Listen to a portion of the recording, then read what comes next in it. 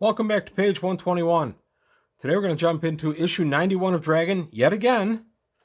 I just looked at this issue a little bit ago on the channel, and here I'm going to look at one of the magic items that I called out then. Girdle of Lions by Ed Greenwood. This belt appears to be like any other magical girdle when first encountered. When it is put on, the wearer gains several special abilities. Wearing a Girdle of Lions enables one to speak with felines as per the spell Speak with Monsters. The felines, from house cat to saber-toothed tiger, will view the wearer as if he had a charisma of 18 for purposes of reaction checks. Often the cats will give advice or assistance to the girdle wearer and may obey his commands if such are reasonable.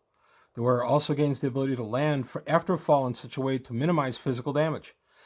Subtract 3 points from every die of damage incurred during the fall to a minimum of 1 point per die. That's really useful. The girdle enables the wearer to move silently as per the thief ability with a minimum 50% chance of success. If the wearer is a thief, assassin, monk, or other character or creature who already has this ability to move silently, then the chance of success is adjusted upward by 50% to a maximum of 99%. Finally, the girdle confers a sort of night vision similar to that possessed by cats. If any light source is within view of the wearer, he can see in the dark as clearly as if it were broad daylight. Note that this power is not related to infravision or ultravision. The girdle does not allow someone to see in pitch blackness or detect light that lies outside the visual spectrum. So no infrared, no ultraviolet, and others. But really good magic item. The main power that sees a lot of the use at the table is the ability to minimize falling damage. -3 per dice. I had a guy in a situation. He was on a tall castle wall. It was part of a cliff, and it was about a 100-foot drop. And he was being pursued by guards. He had this. He said, yeah. He took a dive off the castle wall and took a fall for whatever the dice equivalent would be. I think I gave him probably 12 or 15 dice for it. And at -3 per die, he ended up taking not all that much damage for it and was able to escape with his existence. So that was kind of a neat use. I was actually pretty proud of him. We do have a player in our game right now. Craig has a thief who uses a Girdle of Lions and has a wall climbing ability up to move silent ability rather up to 99%. And speaking with felines, as you're aware, we have a couple of cats in my house. I wish I had this thing so I could actually talk to them.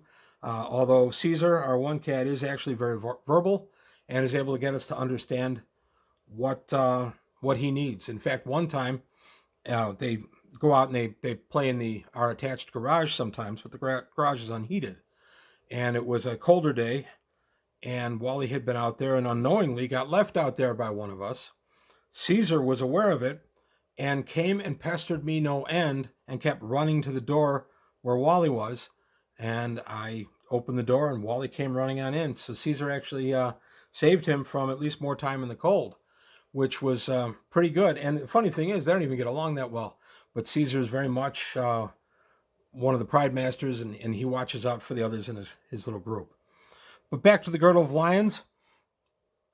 Speaking with felines, that's very useful. I've had players who had this who've gone out of their way in urban adventures to say, where are the local cats? They'd go find the cats. They would go talk to them, get some good scuttlebutt. Cats are very informed, as we all know. Cats can be very verbal. As we know, our cat Radagast is not verbal. He is meow. We've only heard him meow once or twice. He just comes and gets us when he needs something. Usually it's food related. And then the girdle, let's see. And the night vision, similar to that possessed by cats. This is just genuine night vision. That's a very handy thing, especially for you've got your thief who's skulking around in the dark, but there's no magical darkness. It's just ordinary darkness. He can see very well in that darkness because there's always some kind of light source, a little bit of moonlight coming in or light from another room or something. So he's able to see really, really well, and that helps him too in whatever nefarious thing he's up to. So the Girdle of Lions, very popular at my table. We have one active in the campaign. We had at one time 2 characters that were active in the campaign. One, I believe, was a fighter. He left our campaign. This is back around the time this article was published or shortly after. Obviously would have to have been after, but it was sometime in the 80s. And then he ended up joining the military and left our group. And then the other player is Craig's thief, who's still with our group, and he's still going strong. But I recommend this item. It can come in as low as maybe even 5th level, except for the protection from falling damage. It doesn't give all that much that will skew the power level at your table. The moving silently is really good if you have a fighter, as I did, who would go around trying to move silently, and I would roll and not tell him, and it ended up being pretty good fun, a lot of good role playing. And then he and the other Girdle Alliance were kind of decided that they had a bit of an affinity for each other, kind of pride mates, if you will. So they tended to work together on things, and it ended up being kind of a Fafford and Gray Mouser situation because I had a fighter and a thief combining like that. But it still ended up being fun. It was a lot of good role playing.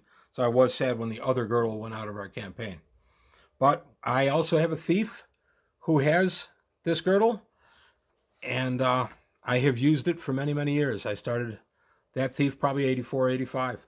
So he's still active. I only play him once in a while because I'm almost a forever GM, or DM rather.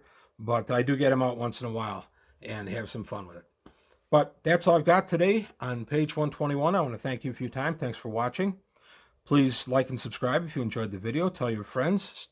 Still trying to grow the channel. Also take a look at the Patreon, see if you can help me out there. And I'll see you next time. Thanks for watching.